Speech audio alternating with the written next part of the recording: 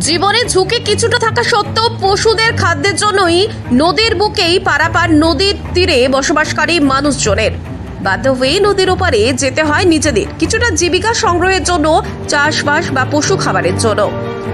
জলপাইগুড়ি শহরের একদিকে বয়ে গিয়েছে করলা আর অন্যদিকে রয়েছে তিস্তা নদী। আর এই তিস্তা নদীর ভয়াবহ রূপ অনেকেই দেখেছে। সেই নদীতেই এখন অনেক মানুষই বাধ্য হয়ে নদীর এপার থেকে ওপার গরু চড়িয়ে তাদের কিছুটা হলেও জীবিকা নির্বাহ বা পশুর খাবার সংগ্রহ করে থাকেন তারা। তবে তারা বলেন নদীর জল ভয়ানক যখন তখন থাকে, তবুও বাধ্য হয়ে গরুর খাবারের জন্য বা আমাদের কিছু রোজগারের জন্য নদীর এপার থেকে ওপার যেতে হয়। সেখানেই চাষবাস রয়েছে আর এর জন্যই বিপদের ঝুঁকি থেকেই যায়। বিশেষ করে জলপাইগুড়ি শহরের 3 থেকে 4 নম্বর স্পারে তিস্তা নদী থেকে এপার থেকে ওপারে অনেক মানুষই নদীর জমিতে যেখানে ঘাস জন্মিয়েছে সেখানে গরু বাছুরকে নিয়ে যায় এবং খাবার সন্ধান করে তাদের খাওয়ায়। আবার কেউ কেউ নদীর ওপারে কিছু চাষবাস বাদ করে তাদের জীবিকা বা খাবার সংগ্রহ করে থাকে।